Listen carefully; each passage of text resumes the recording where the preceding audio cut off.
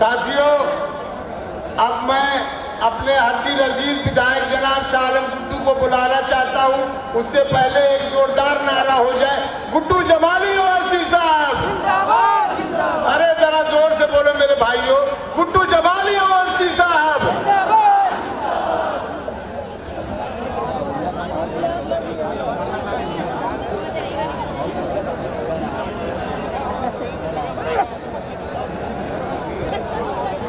अस्सलामु अलैकुम।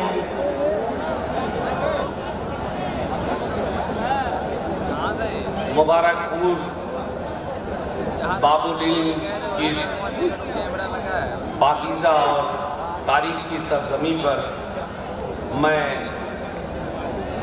अपनी पार्टी के नेशनल प्रेसिडेंट जनाब बैरिस्टर असदुद्दीन ओवैसी साहब का खैर मकदम करता हूँ, दिल की गहराइयों से उनका इस्तेमाल करता हूँ, उन्हें अपना सलाम पेश करता हूँ अपनी तरफ से भी और ये इस जनसलाब की तरफ से भी उनका खैर मकदम करता हूँ।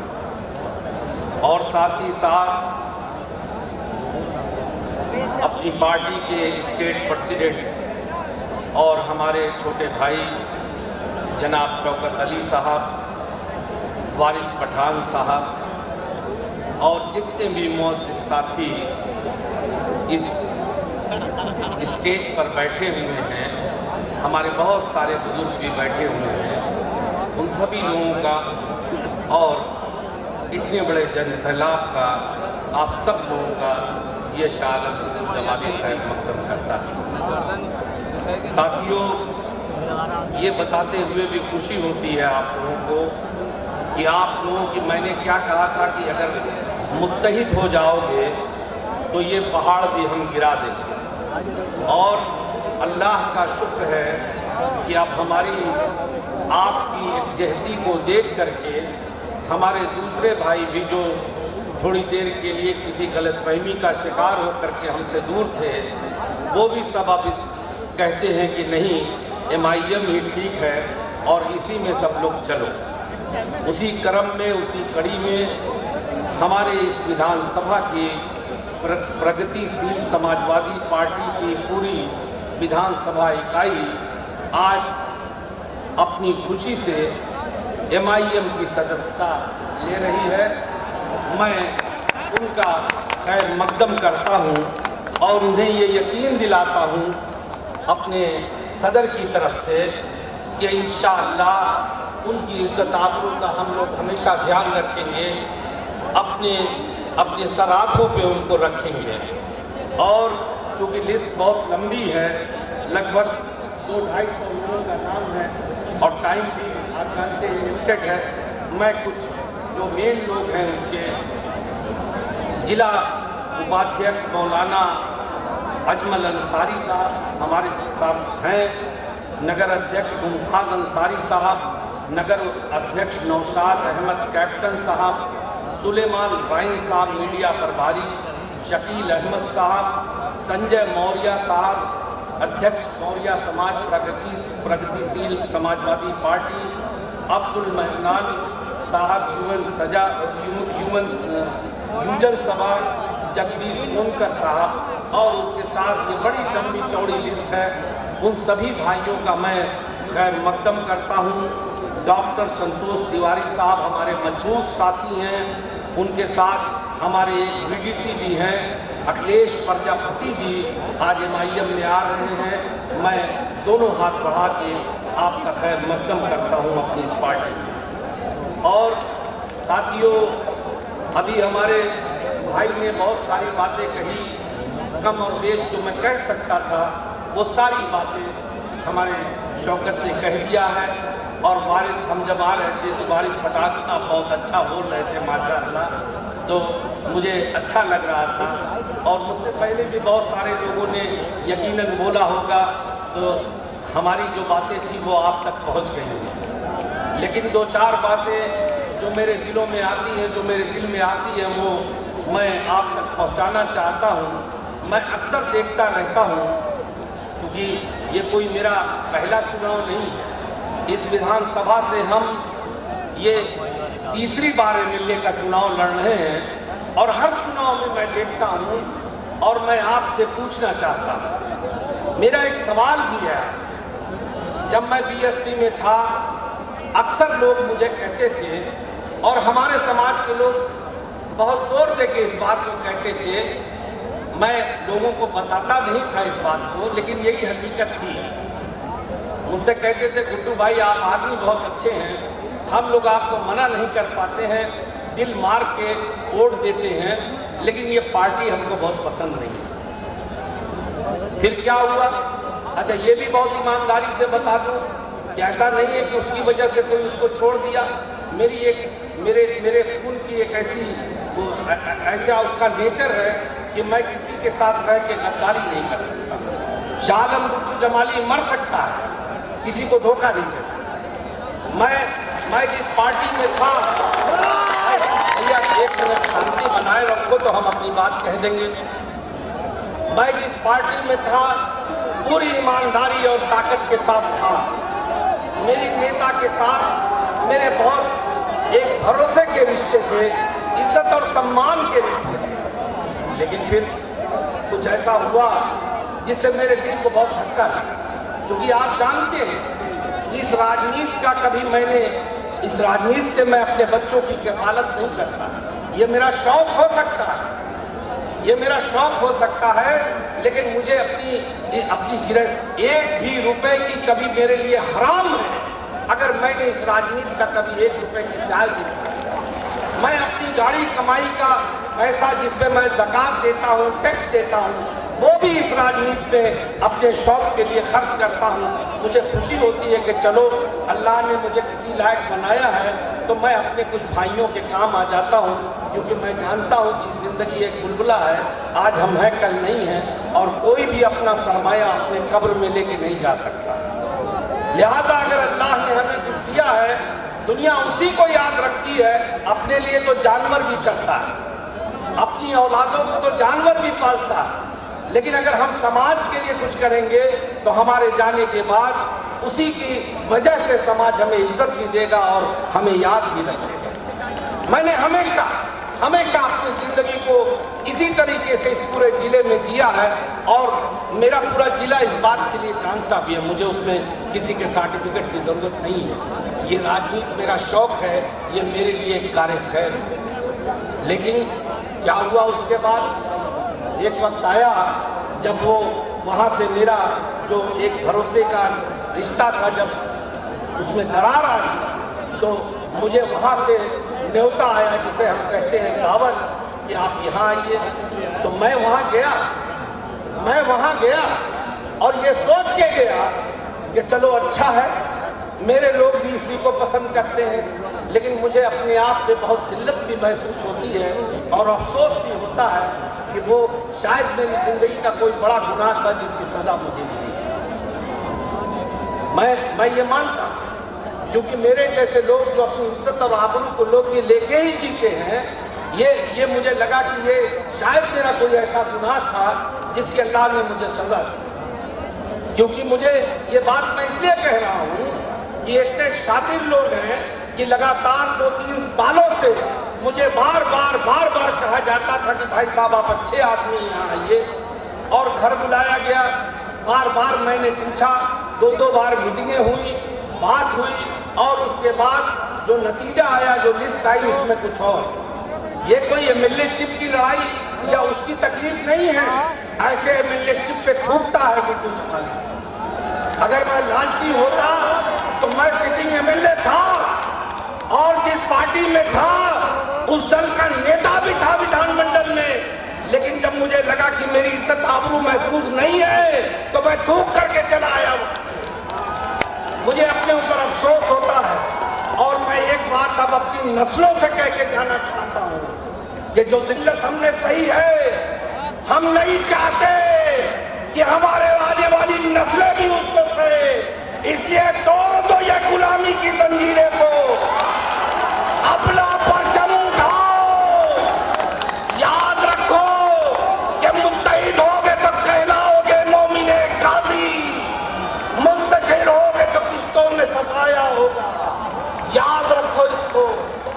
हमेशा कहता हूँ, इतनी बड़ी आबादी जिसको जो चाहता है दलील करके चला जाता है।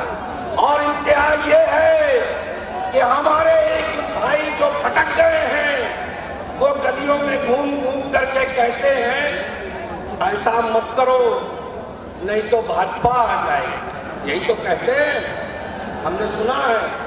कहते अरे यार तुम लोग जमाली भाई के चक्कर में भाजपा ला दोगे, जरा मुझे बताओ कैसे आ जाएगी भाजपा?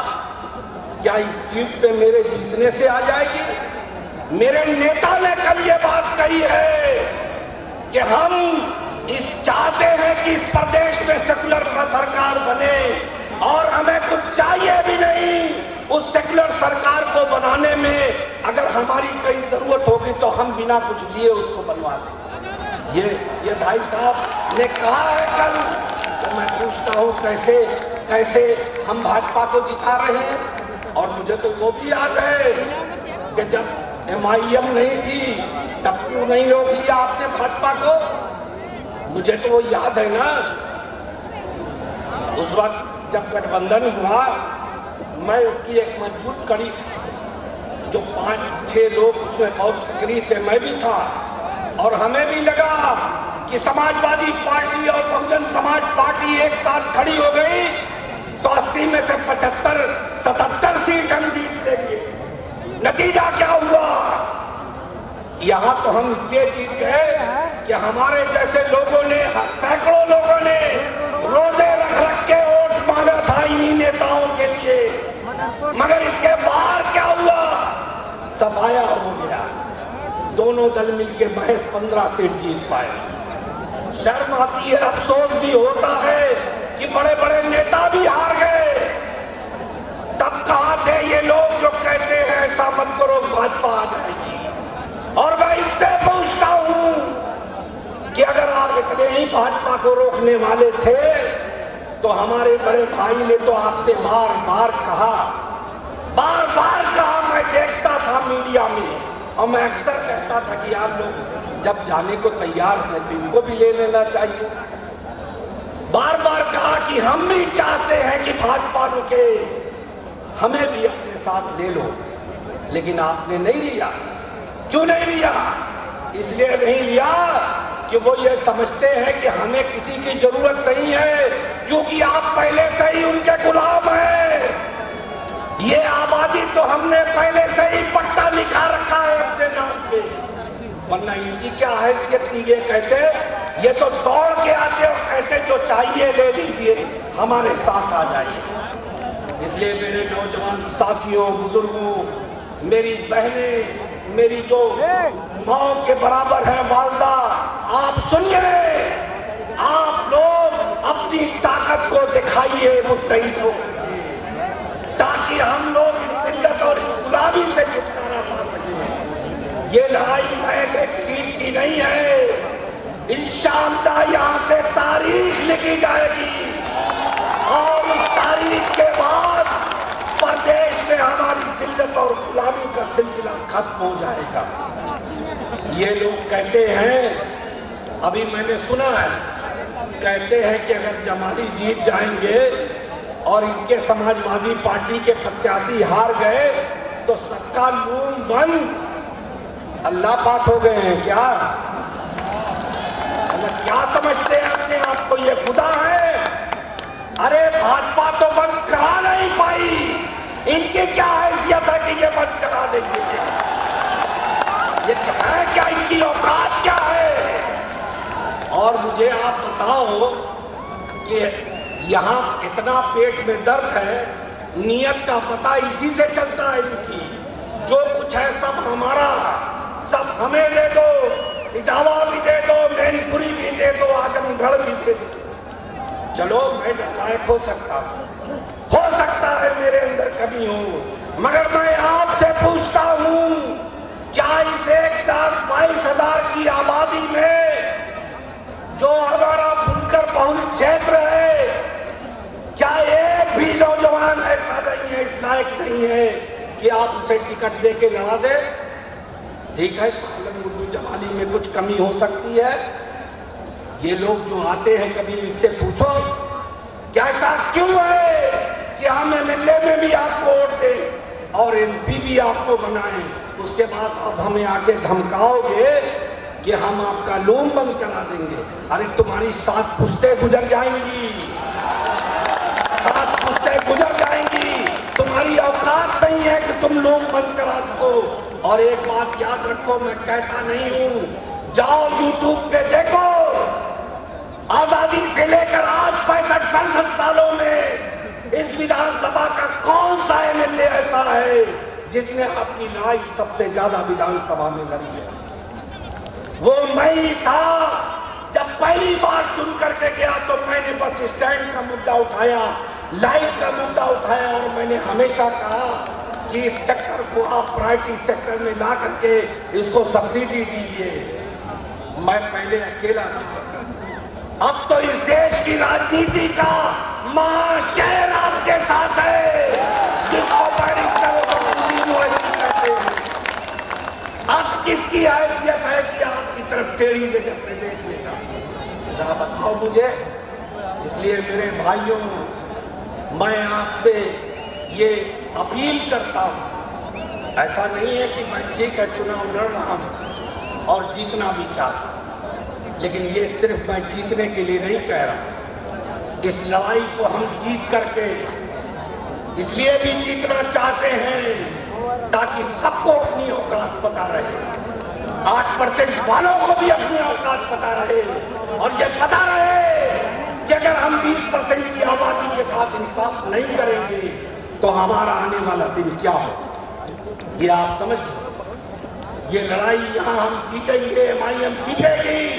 उसके बाद जिस दल में भी मुसलमान है, चाहे किसी दल में है, दूसरे दिन ये नेता उसका जूता उठाना शुरू कर देंगे।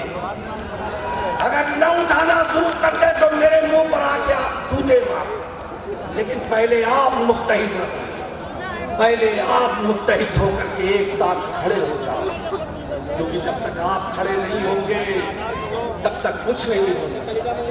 हमारा हिंदू भाई खड़ा है। लोग कहते थे पहले, जब शुरू में मैं आया तो 2-3 दिन तक क्या चला, आप मुसलमान की ओर से जीत जाएंगे। हमेशा यही 3 दिन तक पूरी मीडिया, पूरी सोशल मीडिया, हर गली में घूम के लोग कहते थे अच्छा चलो तुम लोग दे भी दोगे तो क्या जीत जाएंगे। जब उन्होंने देखा कि अरे इतना बड़ा हुजूम गुड्डू जमाली के साथ चल रहा है हमारे नाम मुस्लिम भाइयों का, जिसमें पूरा दलित समाज है, ब्राह्मण समाज है, क्षत्रिय समाज है, ओबीसी समाज है, तब इनके पैर के नीचे जमीन हिलने लगी। तब क्या कहने लगे कि आप ऐसा मत करो नहीं तो भाजपा आ जाएगी। तब ये खत्म हो गया कि अगर आप दोगे तो। अरे मैं तो कहता हूं कि अपने आप को पहचानो।